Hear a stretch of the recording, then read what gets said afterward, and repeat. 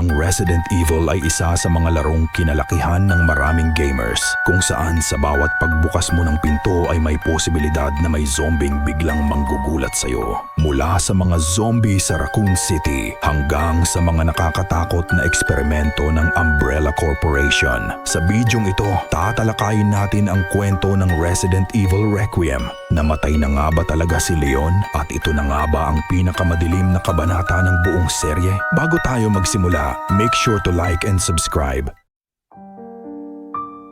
Nagsimula ang lahat sa lihim na eksperimento ng Umbrella Corporation, isang pharmaceutical company na gumagawa pala ng biological weapons. Sa kanilang research, lumikha sila ng isang virus na kayang baguhin ang katawan ng tao at gawing halimaw. Ang virus na ito ay tinatawag na T-virus. Ngunit may isang problema, hindi nila ito nakontrol. Noong 1998, kumalat ang T-virus sa Raccoon City. Unti-unting nilamon ng kaguluhan ang lungsod, habang ang mga tao ay nagiging mga halimaw at zombies. Dahil mas lumalala ang sitwasyon, hindi na kinayang kontrolin ang outbreak at nagpasya ang gobyerno ng Estados Unidos na gawin ang isang desperadong hakbang. Upang pigilan ang pagkalat ng virus sa ibang lugar, sinira nila ang buong lungsod gamit ang isang missile strike, isang operasyon na tuluyang nagbura sa Raccoon City sa mapa. Ngunit may iilang tao na nakaligtas sa trahedyang iyon. Kabilang dito sina Leon S. Kennedy, isang rookie police officer sa kanyang unang araw ng trabaho; Claire Redfield,